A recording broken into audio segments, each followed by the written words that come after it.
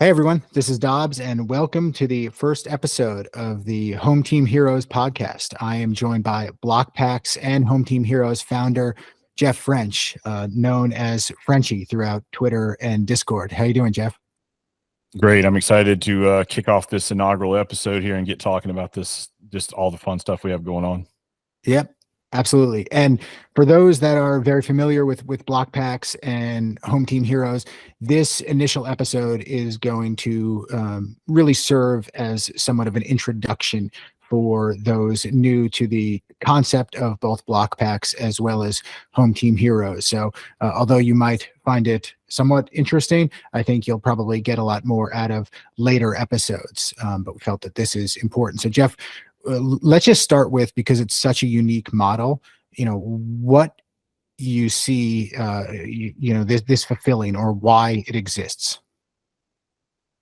Yeah, so I think we're kind of at a bit of an inflection point right now in the world of collecting, meaning this, transitional period between where digital is just starting to get its foothold, but yet a lot of the collectors and a lot of the money, a lot of the liquidity, the value is still really locked into the physical assets that we all know and love. And I've been a physical collector my entire life.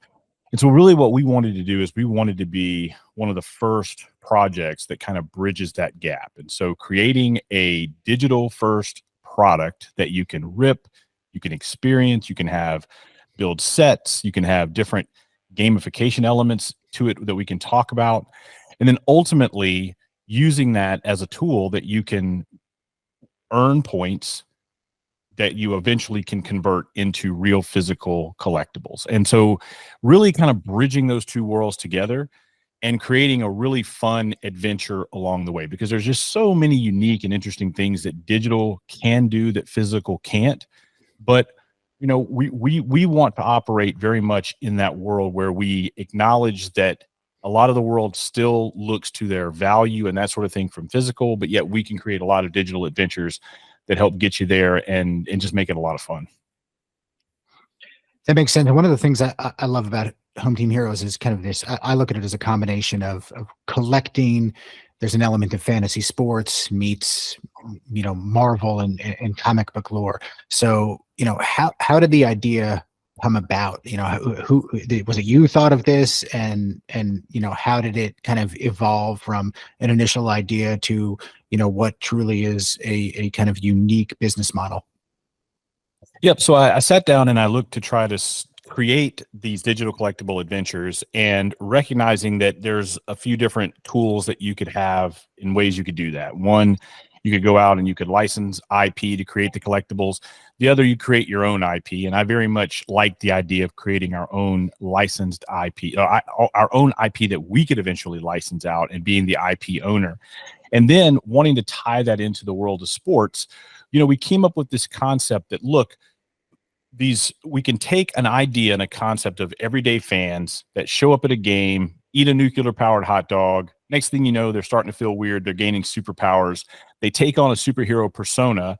And because of where they're born out of this idea and this concept around sports, they take on a persona that is inspired by their favorite athlete. Very clearly, our superheroes are our superheroes. It's not the athlete. Like, there's no name, image, and likeness for any of the heroes, because that's not who they are. It's not Gavler, one of our frontline heroes. That's not Aaron Judge. He's a fan of Aaron Judge. So it would be out of place for us to license Aaron Judge. Likewise, he doesn't play for the Yankees. Gavler doesn't. Aaron Judge does, and Gavler is a big fan of Aaron Judge, but Gavler is a superhero. So it makes no sense for Gavler to wear the Yankees logo. So it's very clean and clear that it is our own unique creation. These are our heroes. And that was a big part of what we wanted to do, so that once we had that freedom where we own the IP catalog, we can then begin building a lot of these gamified adventures and all these other things we want to do without being constrained. Whereas if we were building a licensed product where the licensors would have a big hand in what you're able to do and what you're not able to do. And that's the way licensed collecting works. Like, you could look at the Disney Lorcana product that just came out, or look at all the sports products that are out. There's the battles between Panini and Fanatics right now, the NFLPA canceling their deal with Panini. there's a lot of stuff that you have to manage when you go the licensed route. Whereas if you go the owned route, it can be totally different. And I think the market has responded really well to this concept. They really like it. All you have to do is look at the heroes to see the type of artists that we've bought in to bring these to life and create them. Read the first edition of the comic to understand the story and the lore. And it really begins to build something that's just, it's got a lot of depth to it, but it's still relatively simple. And when you want to collect in this home team heroes environment, it's something that collectors they're going to find it very familiar when they jump in. And we can talk about that and what all that means. But yeah, that's kind of how it came to life. It was really born out of the idea of building our own IP and doing it in a way that allowed us to really be something that we thought would land really well with the market of sports enthusiasts. And I think so far all indicators are that it has really well.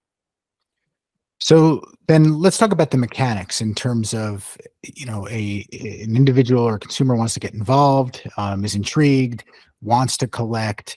There's a lot throughout the experience that's analogous to real world card collecting, both in terms of the various parallels, the superheroes to the athletes, the packs and boxes. The major difference being it's digital. So maybe just walk through the actual mechanics. If I am new to block packs and HTH and want to purchase a box or a pack, what do I do and how does it work?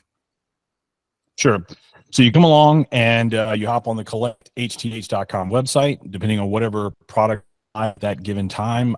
Right now, while we're filming this, our first baseball set is live, and football will be coming in a few weeks.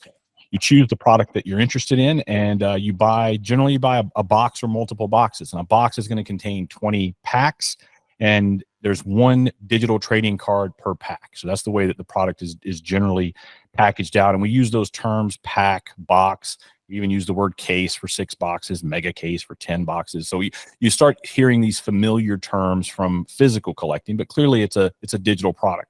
Once you have it, you are opening packs just like you would on a video game. So you get instant gratification. You buy and you're immediately off and ripping your packs. And what you're doing is you're chasing various hits in those packs like you would in any other physical product. So the way the product is built is you have the base set cards.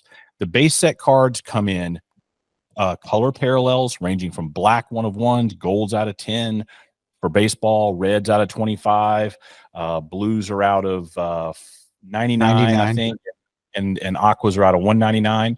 So those are different color parallels you can hit in the base set. And we publish all the pack odds, unlike a physical product, because the entire supply is known. So it's not like something we're overprinting. You know how much exists. You know what your pack odds are, and essentially, then what you start doing is once you rip your cards out, you begin building sets and rainbows just like you would in physical collecting. The difference here is that every card in the set has a certain amount of points that it gets you. Commons get you less points than black 1 of 1s. A blue that's part of a rainbow gets you more points than a blue that's not part of a rainbow. A blue that's in a complete set, gets you more points than a blue that's not in a complete set. So concepts that collectors can immediately understand. Collectors know how to build sets. You don't even have to be a collector to know how to build a set, right? This is a very simple concept. Rainbow, same variation of the hero in one color. You're scoring all those points. The other way that you can score points is that 1 out of every 100 packs but that's the pull odds. You will pull what's known as a color pop insert. A color pop insert, there are 99 of them for each hero in the set. So for baseball, 25 heroes, each of them have 99 color pop parallels. The unique thing about the color pops artistically is that no 2 of them are alike, meaning the artwork for the hero, like if you and I both get Gavilar, maybe your Gavilar has a titanium gavel. Maybe mine has a gavel that's on fire. Maybe yours is in a white pinstripe. Maybe mine's in gray, or I have the Yankee Doodle mask on mine. The attributes are mixed and matched. So it's very much from a collectability standpoint, it's kind of like getting an RPA, a rookie patch autograph, or just a patch in general. And 99 tends to be the most popular supply, just so happens. But all 99 patches generally are unique. You might get some napkins, all red, all white. But for the ones that start getting cuts on numbers and that sort of thing, every patch is unique, and that adds a lot of collectability. So we have that same attribute that takes place in the color pops. the big juice on the color pops and things that everybody's most excited about when they hit one is that the color pops score you points based on the fantasy performance of the real life player that inspired the hero. So if you have a Gaviler color pop, every time Aaron Judge hits a home run, you're scoring points. And those points are 1-for-1 with the base set points, meaning it doesn't matter where you earn your points. You earn points in the base set, you earn points in color pops. It's still a point is a point. And ultimately, those points are what then you can cash in to get real physical cards. Like, not cards of our heroes, but a Jackie Robinson, a Michael Jordan, an 86 Flair, like whatever your chase is. If you want a modern Joe Burrow, we have all types of cards. We've had millions of dollars in cards run through our ecosystem and be taken home by collectors. We went to National. We took our entire vault of cards that are owned by our community, but are still in our vault. We took them to National as a social signal so people could see just what's there. And we had cards from $50,000 type cards all the way down to $25 to $50 type cards. And it was, really, really cool for everybody to get a chance to see those cards live and in the flesh. But that's kind of the way it works. So if you think about it in a real simple context, if you walk into something like a Dave & Buster's or whatever the fun zone is in your neck of the woods, you play the games up front, you go in the back, and you have this reward center. Our reward center is real physical cards. The better you do in the games up front, the better you do in that reward center. So if you hit one of the really great fantasy producing players, Shohei Ohtani, and he's, his inspired hero is called Showtime.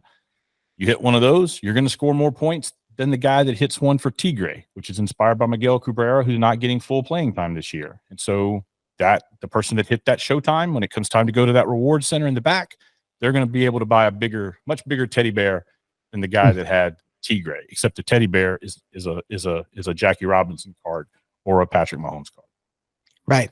And, I think that's a very unique model, certainly compared to any other, both collecting, right? You can look at Panini Instant or, other digital cards that they put out, or Top Shot, or you could look at, obviously, fantasy sports, right? DraftKings to Yahoo Fantasy. And this takes elements, I think, of all of them, but does it in a really unique way.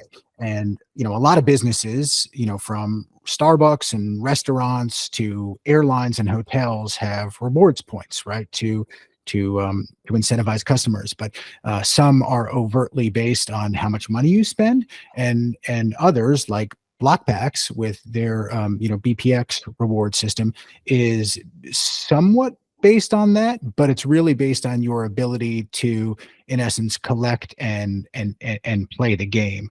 And they're the Home Team Heroes really kind of fits that perfectly. So, maybe just talk a little bit about BPX, which is the Block Packs version of airline miles, and there are other elements that earn it outside of HTH. But Right. What is your kind of long-term vision for that, and what kind of behavior do you are you seeing now, and do you expect in the future? Yeah. So what was important to us is that we could have this reward miles so that everything in our ecosystem could be denominated in that. And so when you look in our marketplace, yes, you can buy cards with a credit card.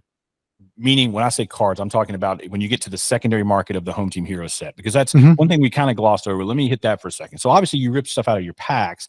You're not going to have everything you need for a full set. I mean, unless you rip a lot of packs, you're going to need to do some buying and selling to kind of refine that collection. Maybe you don't hit the color pop that you wanted. Maybe you really wanted that Gaviler, but you hit a Matata. You may want to sell your Matata and buy a Gaviler so you can get the player that you want. All that takes place on the secondary market. And yes, you can bring just a credit card to the secondary market and you can buy and sell that way. But also, as you earn the reward miles spend on the secondary market as well. And so that creates a really unique ecosystem economy for us. And then when you take those miles ultimately to the reward auctions for the cards, that's where kind of this little peer versus peer head to head comes in. Not in a bad way, but like, look, when you're in an auction, your strategy and your bid strategy is important to how you're going to deploy your available capital. And whether that's dollars, whether it's whether it's BPX, whatever you're using to bid, you have a certain amount of it that you're wanting to spend, and you have a card that you really like. And if there's a Jackie Robinson, you've always wanted it, you know, it's the 56, he's stealing home, it's perfectly centered, you love it, it's a beautiful card, you may want to go really hard on that card.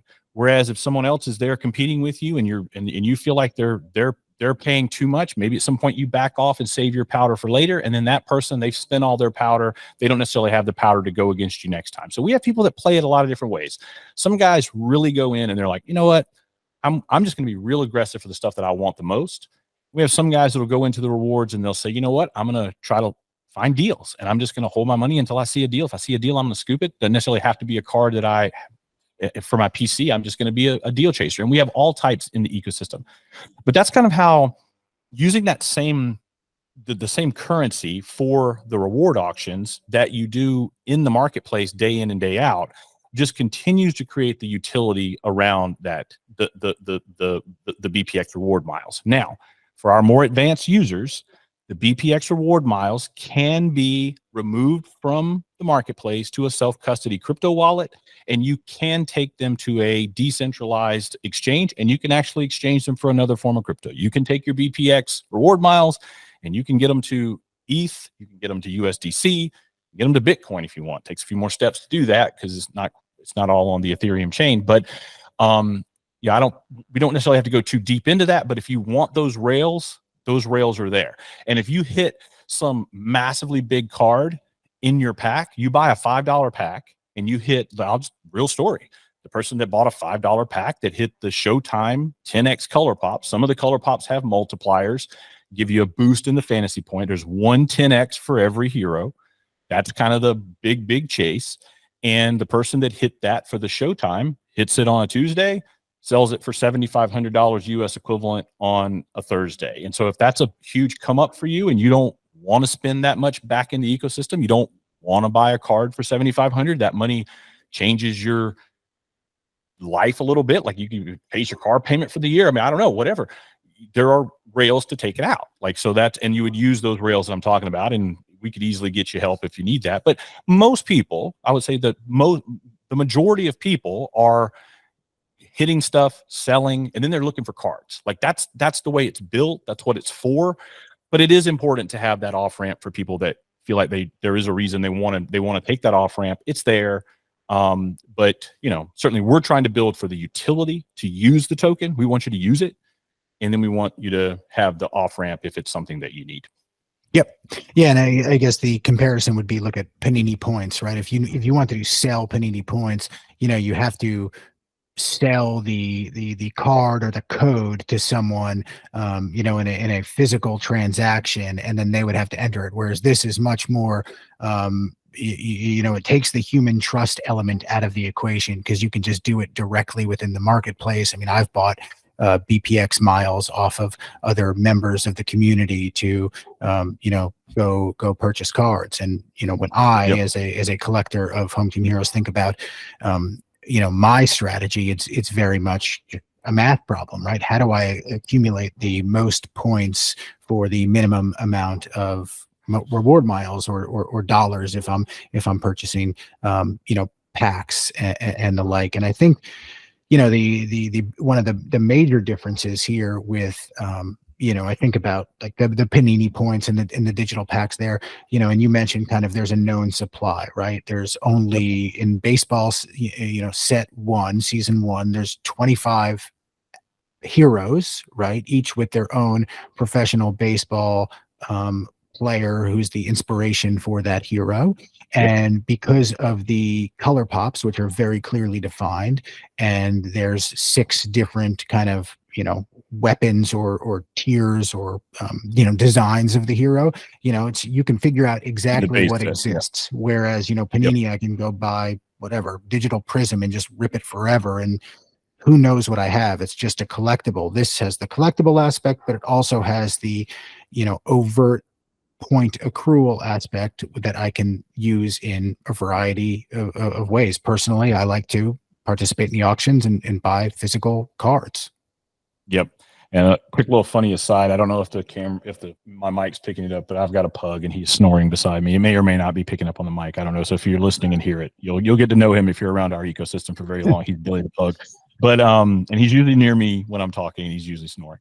But yeah, no, I think you're one of the things like that is very much my ethos is I'm really big on ownership of your assets. And we've built from the beginning so that you have the ability to do what you want to do with your assets. And I won't name particular digital platforms, but anyone who's familiar with digital at all knows that a lot of them have been built around walled gardens where you have to operate within that walled garden.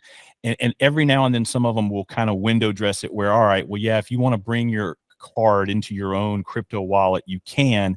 But really, when you do, you're cutting your nose off to spite your face, because you can't put them back in, and you're not able to put them back into that ecosystem that you pulled them out of. And then also a lot of times you're just totally leaving behind any opportunity for a legitimate chance at liquidity on that particular card.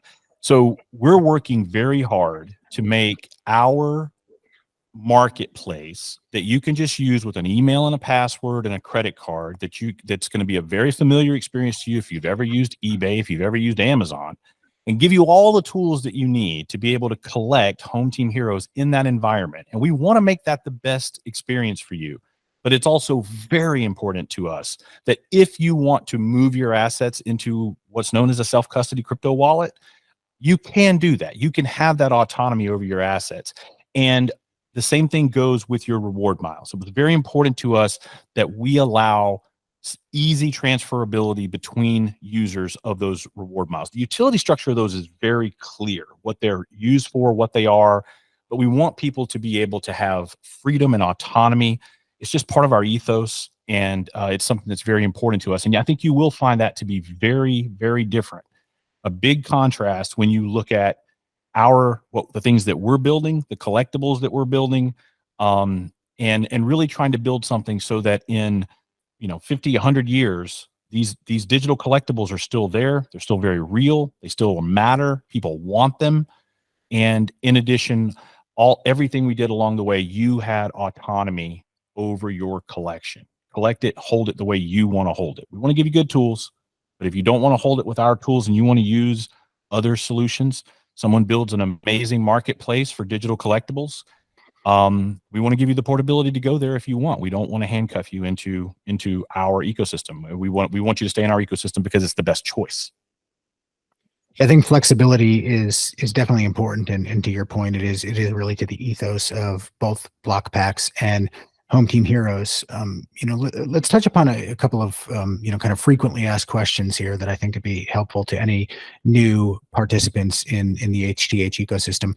So obviously we talked about there's an element of both collecting here, especially kind of these early series and seasons of the various sports, and then earning points or rewards miles. So I think it's important to point out the points don't expire. You can keep those reward miles and use them forever, but the actual collectibles that earn the points do so only for a specific season. So maybe just kind of elaborate on the thought of that and what we'll see in subsequent seasons. Yep. So it's a seasonal product. So when we'll just stick with baseball right now. Again, football, people are super excited about football, but as we're recording this, baseball is the one that's live. So we'll talk about that one. We've had a very vibrant secondary market for baseball, meaning there are transactions all the time, people building their sets and doing all these things, collecting it their way, doing what they want to do, both in the base set and in the color pops. And you're exactly right that there will be a new baseball release next year. So what will happen is there will be a cutoff date where your sets need to all be built, your rainbows need to be built. And then with the color pops, the color pops are kind of unique in that you'll kind of get like one reward for your entire base set collection, but then each of your color pops rewards individually, and you can choose when you pull those rewards out. And we also have a dynamic when you hit a color pop. We didn't cover this earlier. When you actually hit a color pop in your packs, the color pop is actually unrevealed. It actually says that it's a redemption. Click here and you can go reveal which color pop you got. And I looked yesterday. I don't follow the market with a microscope. I just try to build the right products, but I'm not blind to where the market is. And I saw 2 unrevealed color pops sold for $1,000 each yesterday. So 1 in 100 pack odds. There were 2 unrevealed ones that sold. They went for $1,000 each. Right after that, somebody bought, I think it was either a Botto or a Tigre. It was one of the lower scoring. Their inspiration is a fairly low scoring hero this year, and those sold for in the high 100s, like 180 or something. So but the reason that the unrevealeds traded for 1,000 when you might hit a Botto or a Tigre and it only be worth 200 is because if you hit a Showtime or a Matata with a multiplier, now all of a sudden it may be 5,000, 7,000, 10,000. Like there's a lot of upside for some of those more rare and bigger hits. Now, you can choose when you hit a color pop when you want to reveal it. And the really cool thing about this is that even if you don't reveal it this season, the points and ultimately the miles that it earns stays attached to that card forever. So if you wait 5 years and reveal a Matata where Ronald Acuna had an amazing season this year and that thing had a bunch of miles in it, and you buy one 5 years from now and reveal it, all of those miles are still there for that collector to go pull out.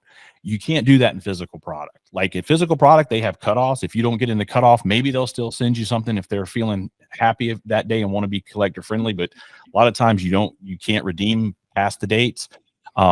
Obviously, redemptions as a whole are a big pain point for collectors. This is a redemption in that you decide when you want to click the button and reveal it. Like there's no delay, there's nothing you have to wait on. So that's a huge thing that collectors really like. And the points don't expire in that regard. And so that creates a really cool dynamic around the collection. So yes, there will be new color pops next year that will earn for baseball season next year, but there will probably be people ripping some of the color pops from this year that were left unrevealed. I mean, there's a lot of collectors that have I think I saw somebody, don't quote me on this because I'm taking this from Discord. I'm not taking this from, like, I didn't look this up myself or have an engineer look it up, but I saw someone say that there were like 1,800 of the color pops in circulation right now, maybe more than that.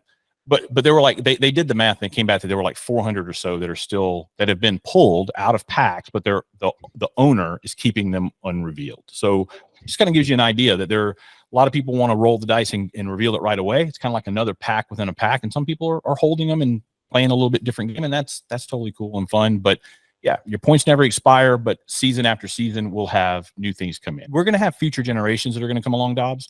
They're never going to know a world without digital ownership. It's not. My daughter, she's 11. I mean, for her, the amount of money that I've spent for her in games and that sort of thing, and some of it I can kind of chalk it up to myself, because I actually like to see what she's doing because I learn from it because I'm building into digital space. But like, she's never going to know a world where, not hitting your cool card or your cool playable character in your games is not just endemic to your life, and it's just right there. And I know for some of us with a little more gray in the beard, it's a little bit different. And that's why I hope Home Team Heroes can bridge that gap, because you're going to get to experience the digital side, have the fun of the gamification of both the fantasy elements and the set building and rainbow elements. But at the end of the day, you got something that you understand. It's like, all right, now once you get your reward miles, now let's get in the auction and let's go peer versus peer here. And let's see if I can win a really cool card. And that's, I think that clicks for a lot of people. And then once they get in it, they find themselves very surprised at how much they enjoy it. Can I drop one quick stat on you before you ask the next question? So we activated at the National Card Show. We had a big activation there, a big booth. We were breaking product live. We had, like I said, we had all the cards there to show people. It was really, really a fun experience. We had a lot of new collectors. I don't want to quote the exact number, but it was material in the hundreds of new collectors that came on board at the National Card Show. And so far, we have seen since the National, when they made that first ever purchase of Home Team Heroes, a staggering, and I had to make the team double check this number, 83% of them have made a second order. They bought more product. They've either bought additional baseball or they've bought baseball and added on football presale. 83%. That is jaw dropping. When that number, Caroline from our team was the one that brought me that number. And I was like, that can't be right. That number cannot be right. Go back and double check it.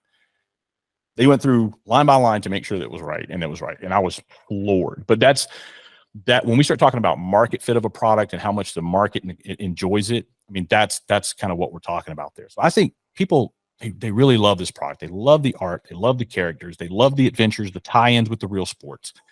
And it really is easy. Like when you sit at home on a Friday night, you're bored, you grab a few packs, you hop into the secondary market. You're like, all right, I'm going to finish up this origin weapon set. I'm going to get all 25 of the heroes in their origin weapon. And you're clicking through in the secondary market, grabbing what you want. You get a few extras. You're like, I'm going to sell these. Nothing to ship. It's not like eBay where when you sell a card on eBay, you got to ship it. I mean, I don't tend to sell my lower dollar cards a lot on eBay because I don't want to hassle with having to pack them up and ship them out. Yeah. You don't have that here. I'll sell a card on this if it's digital, if it's worth $1.50. Yeah, throw it in there. I'll get the money back in my account and I'll use it for something else. So it changes the game in a lot of things. So. Yeah, it absolutely does. And it opens up a much broader audience because, digital does remove geographic and time constraints, right? They think about how difficult it is to ship cards overseas, right? You might look on eBay and see something, then you see it shipping from Argentina, which is literally something I saw this morning. You just move on, right? Because it's just, you don't want to deal with that hassle. So that's a choice you get too when you get to the physical card, and this. Once you actually use your points to get a physical card, you get an 86 Jordan Flair, grade 5, whatever. That's a $3,000 card. You can leave it in our vault, and you have a digital certificate of ownership that you can then sell to someone, and then whoever wants to at any given time that owns that digital certificate of ownership, they can cash that card, and you can sell that card to someone in Japan, Australia, wherever. Nothing to ship. And we're the intermediary, and other people are do vaulting and that sort of thing. So I think a lot of people that hear that concept is not unique to us, but the giving you the autonomy of how you transfer it with that digital certificate of ownership, that is a non-fungible token that you're transferring around, whether it be in our marketplace or whether you hold it in your own wallet. That's a really cool way to transact too. But if you want the cards, I know you're a big redeemer. You like to have your cards, which is I've totally done them cool. both. I've done them both. I've probably got 24 still on chain, sitting in the vault. Yeah. So, but if it's something you want, you request it and it gets out to you, and you usually have it within a few days. So. Yeah. No, I mean just depends on the card, right? There are some that I like. I think probably the highest value card I bought through the auction was that 03 Upper Deck LeBron rookie auto PSA 10, and it was a decent amount of reward miles I used on that one, and I kept it on chain because I'm like, I'm not going to put it in my house. It's just like I feel much more secure. It's in our vault. It's insured. If you were at National, you would have had a chance to hold it and take a picture with it if you wanted, and note, and So I think that's. I get it. No, absolutely. And I've bought plenty off the vault as well. And I think the difference between this and say a PWCC, if I have something on vault, I can list it either in auction or on their fixed marketplace, but everything happens, to your point, within the confines of that ecosystem. I can't do a private transaction here. On PWCC, whereas with blockbacks, I can, and I can do it, completely private, completely outside the ecosystem. Not that there are fees within the ecosystem, but avoid any transaction fees that you obviously don't do on any other platform. I do want to circle back to one point that I think is just important and speak to the collectability aspect of it versus the more overt rewards points aspect, and just specifically how the mechanics work. So I think if you think about this in terms of a fantasy league, right, this is not a keeper league. It's a keeper league in that you keep the card forever, right, and the collectible aspect of it, but the fantasy points do not accrue season to season. So like a Bobby Witt Jr., Gigawit is not, he's very young. He's not getting points season after season after season. If he comes back in subsequent seasons, great, but it's a totally separate collectible. And because there's buying and selling and trading going on during the season, at some point there's a snapshot of what you own that's locked in, and that gets you your points, right? So a little different than say Starbucks, where you buy coffee, you get the points. This happens at a defined period of time. So does that snapshot coincide with the end of the season? Does it coincide with post the season ending? In a perfect world, I would do the three major sports snapshots at one time, but unfortunately, they overlap in a weird way with NBA season really carrying, well past the start of next baseball season. Yep. So what we're going to do is we're looking to have the point accrual being the first part of the year. So for baseball and football, so pretty much right after the Super Bowl, but before baseball starts back up, we'll get those two in, and then basketball will have to be its own later in the summer, and then we'll follow that cadence. So basically, there'll be two of those, what you're referring to as snapshots. Expect two of those per year right now, and then as we expand to other sports, the if we go MLS, if we go to international soccer, hockey, certainly this product could work for really for any sport. And as we grow, I mean, we want to have the enthusiasts be able to find the sports that they like, even if the set size is maybe smaller or whatever.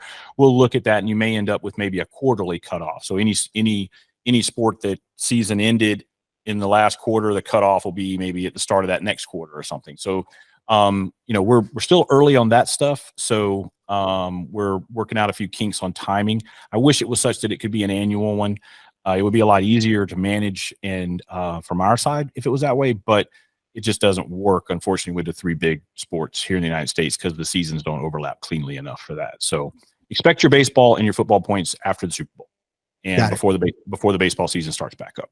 Got it. And that's quite well telegraphed on the website, I'd imagine, for everyone who purchases it. So that, if I hope so. Like that may be something more in the FAQ. It's a nuanced point, but yeah, I think so. Like, it might be a good thing for us to double check, make sure people have a good feel for that coming in for sure. We pride ourselves on, we want people to know as much as we can let them know, right? I mean, it's one thing to keep a few surprised. Like right now, we're 13 days away from the football release, and we haven't released all the set for all the players that are in, because that's fun. That's like a little Christmas Day surprise or whatever holiday you celebrate.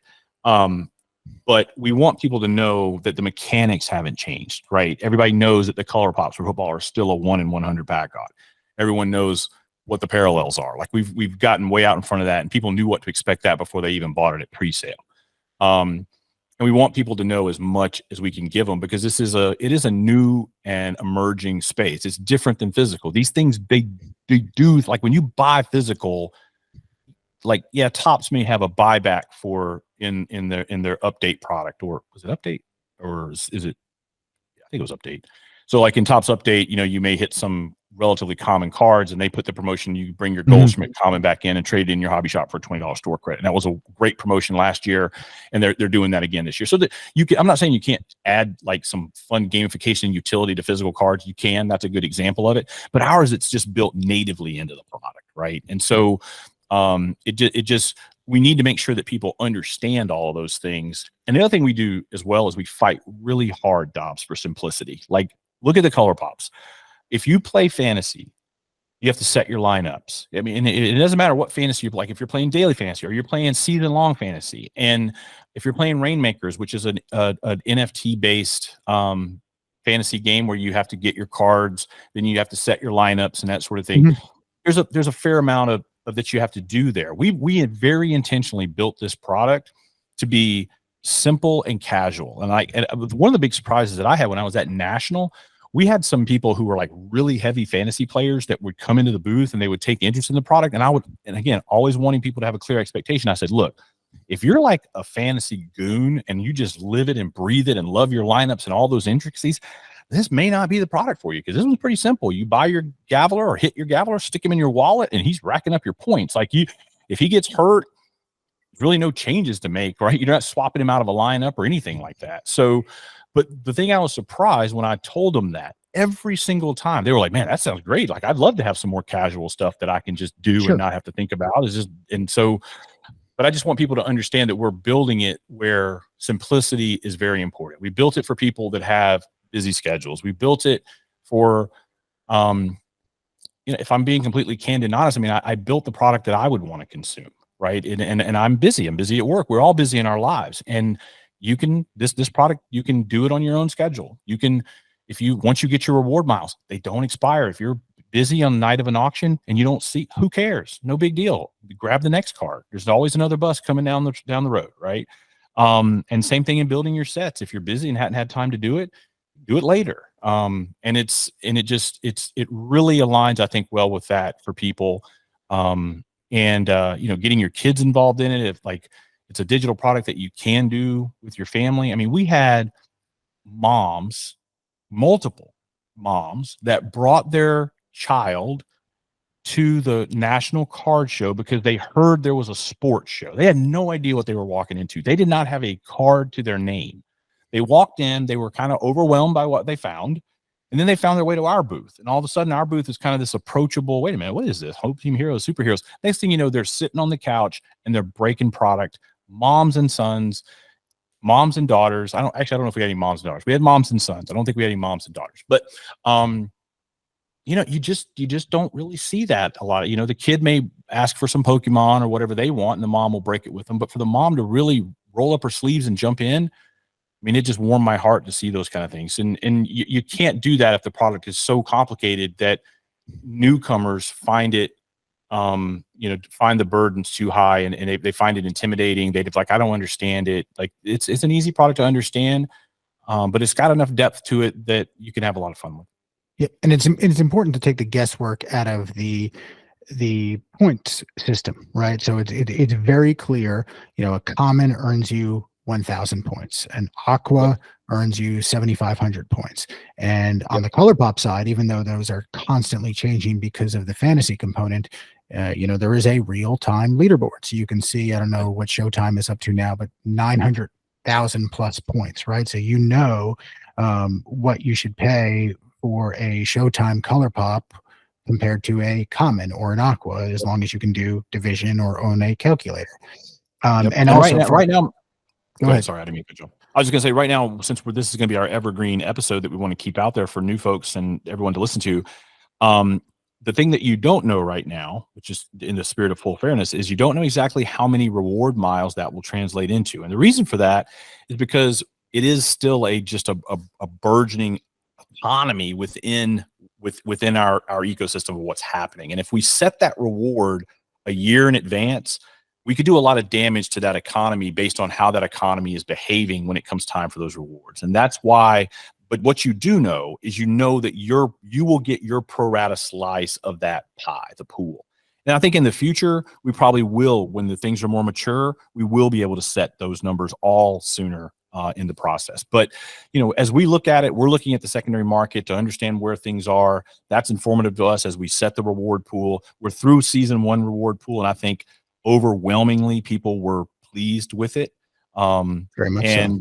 And I think that, so we've got a little bit of a track record, and, but eventually the more unknown I can eliminate for people, that's generally my preference. But some things we just, again, we just need to let things grow and mature a bit. And so that's kind of where we are on that final reward pool. But you do know when you earn your points, you know how much points you have, how many points you have, how big the total supply of points are, how big your slice of that pie is going to be. And then that's your slice of the pie that you're going to take into that peer versus peer auction-based marketplace, and then how you're going to compete. And the more rares you have, the bigger cards you have, the more that slice of pie you're going to get, and the more competitive you're going to be on getting the physical cards and rewards that you want. And then if you need that off-ramp, like we talked about earlier, it is there for those that want to take it. Yep. I mean, you essentially have one variable that is unsolved for, which, frankly, at this point in time, when you talk about the damage it could do to the ecosystem long-term, that's exactly right, because you can't have a collectability aspect of it with everything solved for, right? If you knew exactly what it was going to equate to, everything would very quickly trade to that equilibrium and be valued solely based on the points with no aspect of collectability, right? The physical card world has had the benefit of, literally hundreds of years, I think, of having a collectible aspect to it, and what one deems that collectible aspect from 0 to far more than 0 is something. But I think, to your point, at some point in the future, many seasons in, we'll know what that collectible aspect of it, and that'll be a variable that'll differ by the individual, but it will be established as a variable that actually has value as opposed to questionable value. So I like the way it's done right now. The math person in me wants to be able to solve for everything, but to your point, it's very important that there are unsolved variables to make it a game. I hope everyone listen to this and be able to get some good backstory on HTH and what it's all about. And I know I'm going to be working to produce a lot of other content around just the whole ecosystem and the collection. And yeah, it's just been really good to kind of unpack, really kind of the origins of how this did. And I hope anybody that's listening is going to want to jump in and participate and form their own collector's thesis on this stuff and just enjoy it. That's what we're building it for. And I hope that hope everyone that's listening to this will participate with us, and I hope they'll enjoy collecting Home Team Heroes. Yep, absolutely. I think the satisfaction rate, though I have no stat for it, is probably remarkably high. And yeah, thanks everyone for joining for this first episode. And just a little sneak peek on what we'll be doing going forward is with football coming up, very similar to baseball, where we had 25 athletes and each had their own lore and each had their own major league player that was their inspiration. We will be going through basically the football catalog as well, and go through the lore of each of those individuals, probably knock out a couple per show, and and hope to make this will be making this a very regular thing. So Frenchie, thank you, and really enjoyed it, and look forward to next time. Thanks a lot, Dobs. Appreciate it.